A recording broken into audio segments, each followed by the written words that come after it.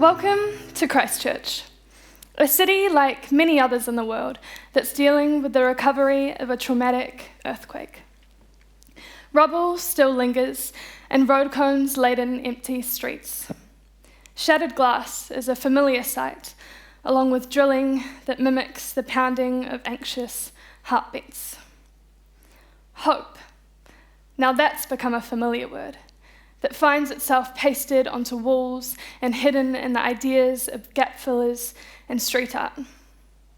But you can't help but think about the reason we even need to hold on to hope. Because there's evident damage, and sometimes it's hard to continue saying that everything is going to be all right. I want you to pull yourself back for a moment. You're a pre-earthquake contemporary, and you're looking forward to shaking off the reins of your parents and finding all the cool places for youth to hang out in the city. And there's security, knowing that you'll be walking down structurally sound streets and coming home to a structurally sound house. You'll spend your Saturdays walking down Cashel Street and people watching at the bus exchange. And as far as you know, shipping containers are used for transporting items across water, and pairing them with the word mall is still very strange to you. You see, looking back on what could have been is an interesting thing to do, because we seem to spend so much of our time looking forward to the new Christchurch, the structures that are to come, and the days ahead where we'll farewell road cones and find tall buildings in place of empty parking lots. But I wanted to pull you back to 2010, and even before that, before you knew the difficulty ahead. And there's pain there, and I understand that. But we've all been shaped by the earthquakes because we live here, in Christchurch, and it's a broken city, and we're all wondering how to get by. And we attend events like this one to spark our minds and creativity once again, so that we can go out and we can bring vibrancy to the city. But underneath it all, after the earthquakes and after things that happen in our lives, there's things like anxiety, depression, and fear that all seem to nudge their way into our lives. And sometimes growing up in a place like Christchurch is often an uphill battle. So this is where I want to pull creativity into the mix. Today, I want to talk about how you unleash your creative potential amongst the chaos of the rebuild and the chaos of growing up and life in general. So let's start off to take a moment and visualize what creativity even is. And now this may be different for all of you, and the creativity in the person beside you will hold a variety of different potentials than your own. But I feel that there are some defining factors. I find that creativity is relaxed, it's curious, and it's calming. It loves to find places that can stir up fresh ideas where painful things have dwelt before. Creativity is a release. It's a friend. It's something that can be with you through the toughest of times and remind you of the goodness that surrounds you. So it sounds pretty sweet, right? So what neat tricks can we use to continue being creative in the city? For the remainder of my talk, I'm going to outline 5 key tips to being creative in Christchurch, in the recovery zone. So let's get into it. Let's start off with tip number 1. Remove the barriers. Now, there are a bunch of things that can hinder creativity, and I'd love to be able to address these all today. But I feel that there is one I just want to focus on, and that is the barrier of stress. There's exam crunch time, financial issues, family worries, the list goes on. And in the midst of these times, you can feel very incapable of creating. So it's useful to take a breather, because stress doesn't have to be a burden on your life. Find those ways that you can chill in stressful moments and use them to get into your creative flow. So for me, I love to write and I love to sing. And so after a stressful moment with family or a stressful day, I'll grab my guitar in my room and I'll just write a song to process what's going on for me. So to start off, I wanted to play a song that I wrote kind of amongst the stress of preparing for today. And it's a song that I feel I'll carry with me through other stressful times.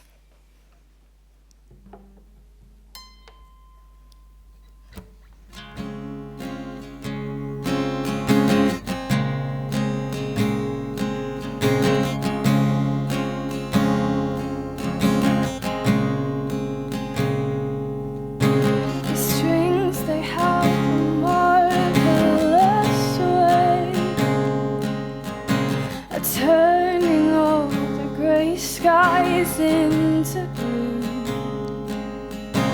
and even on my darkest day, I'll find a melody to bring me through.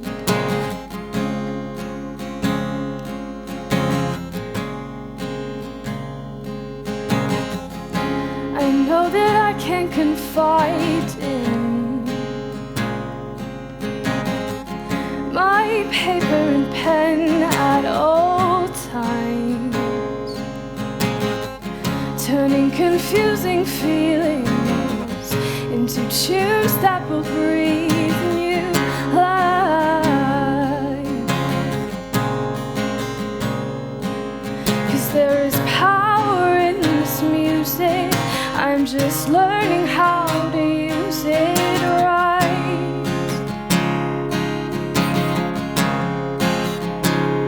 And although at times it seems confusing, I know that if I sing, I'll be alright. Because these strings, they have a marvelous way at turning all the grey skies into blue.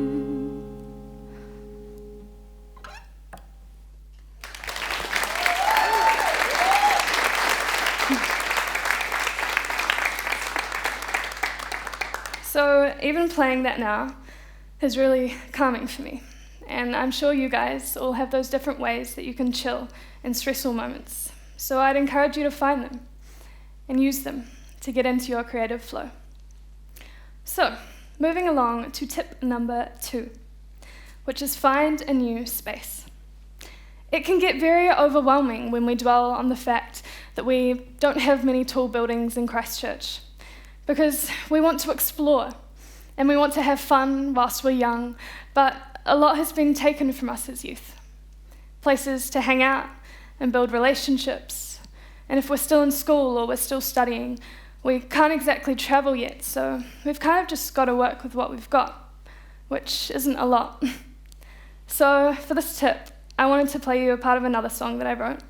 And this is something that I wrote about 2 years after the earthquakes, when I was just starting to challenge myself on the spaces that we had. And I knew that we had empty streets and broken streets, but I also knew that we had beautiful hills that overlooked the city. And I thought, you know what? I'm going to use Christchurch as my playground, and I'm going to find the places that do inspire me and the places that make me want to be creative. And it's just a mindset that really helped my creativity to blossom, and I feel that it will help a lot of you guys here today. So as you're listening to the part of the song, I just hope that it inspires you that there are places around every corner that can help you be creative and help you feel inspired, and you just have to be looking for them.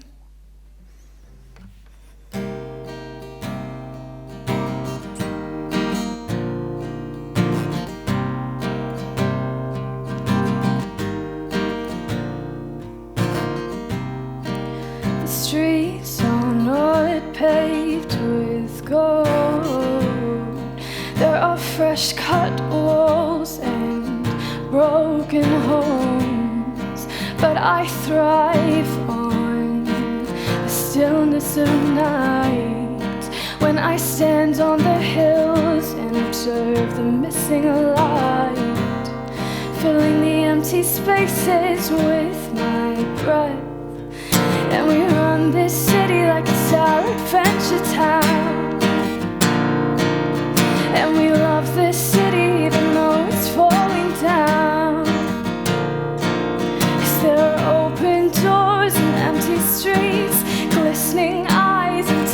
heartbeats. We run this city like it's our adventure town. We will rise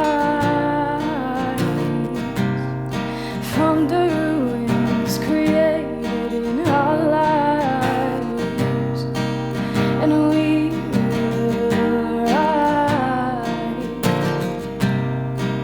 with open eyes and creative minds, 'cause we run this city like it's our adventure town. And we love this city even though it's falling down.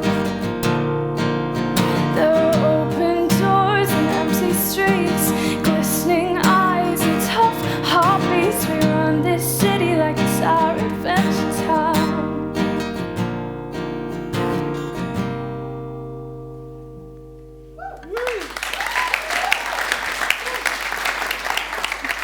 Thank you.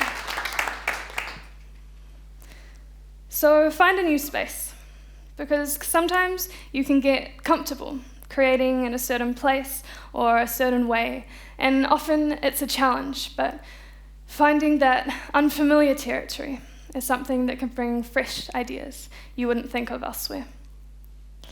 Moving along to tip number 3, which is my personal favorite, and that is create lame stuff.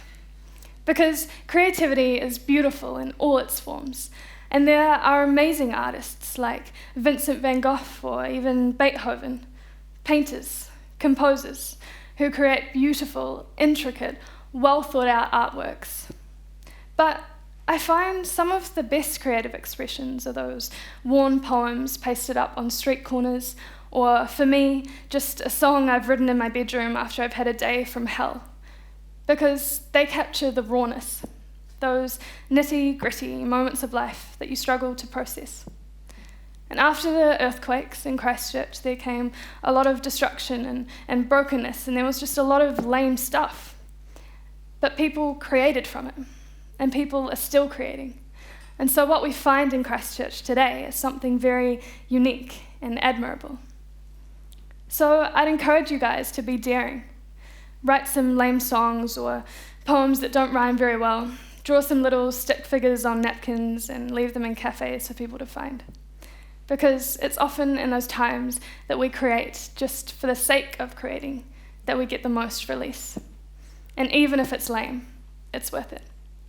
Tip number 4 is get out of your funk. After a traumatic event happens, as humans, we can't actually deal with the event at the time. Gradually, we come to terms with the trauma that we've experienced.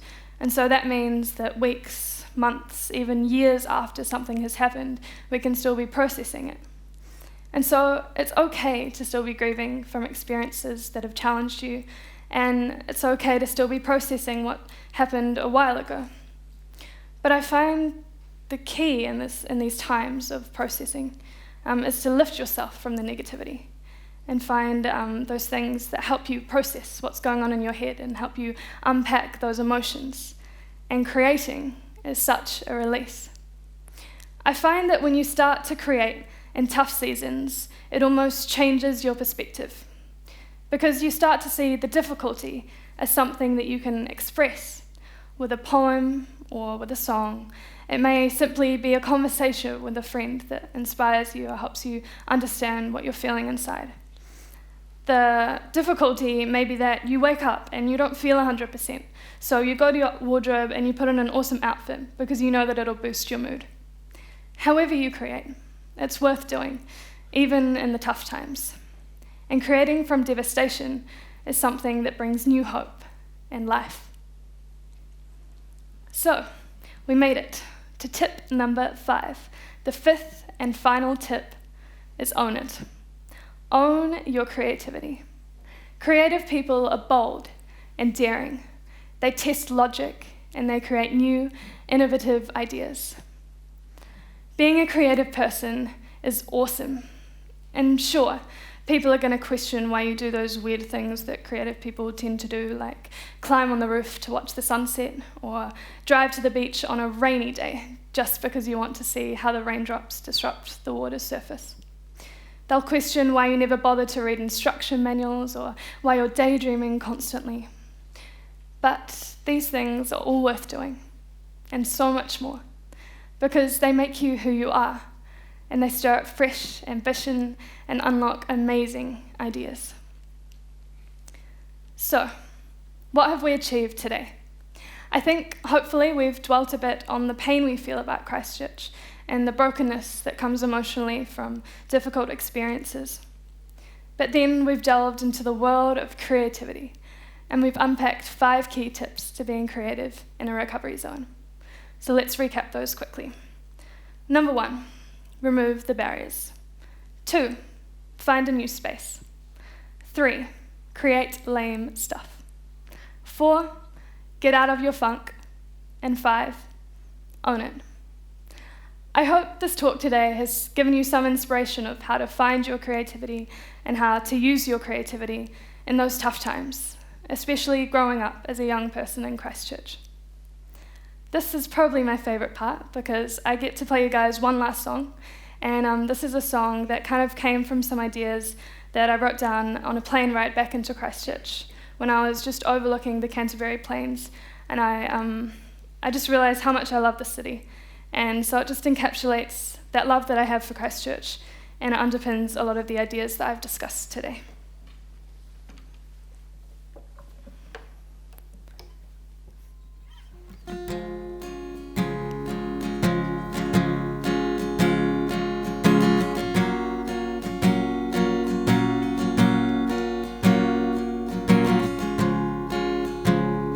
I fly in over the Canterbury Plains.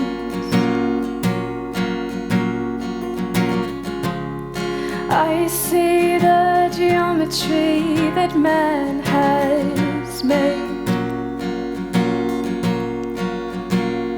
I see lines of houses and cars below. I think of the places my feet know, and I'm home. I'm home. I'm just so in love with this city I call home. As I'm weaving round the rumbles and the cones, I find resilience and I find brilliance amongst it all.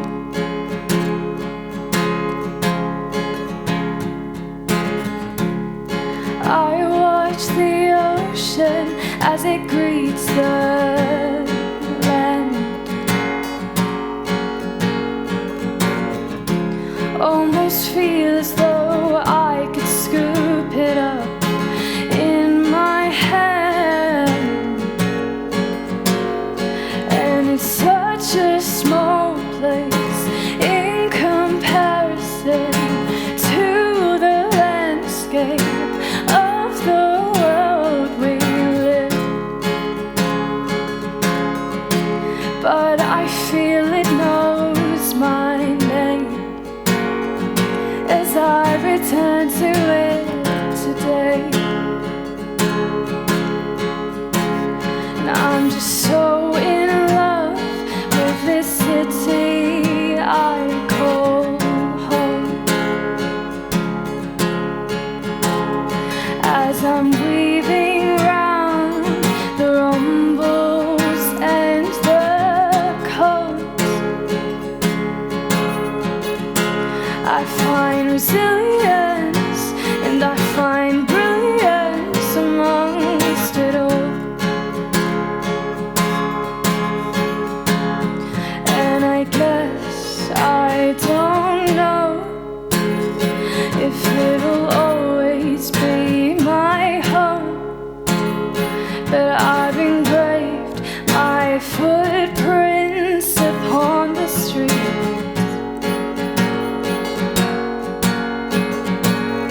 As they've fed me with creativity,